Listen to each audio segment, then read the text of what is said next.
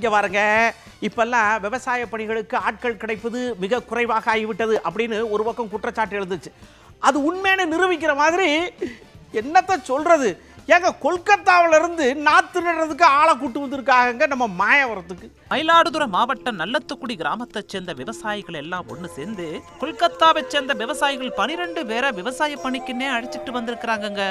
உள்ளூரை சேர்ந்த விவசாயிகளை விட குறைவான கூலி வாங்குறதால அவங்கள அழைச்சிட்டு வந்தோம்னு சொல்றாங்க.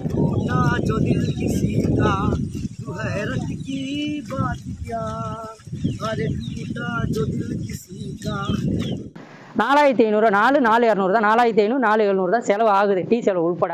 இதில் நமக்கு மிச்சம். லோக்கலில் ஆள் கிடைக்கலாம், ஆள் பற்றாக்குறை.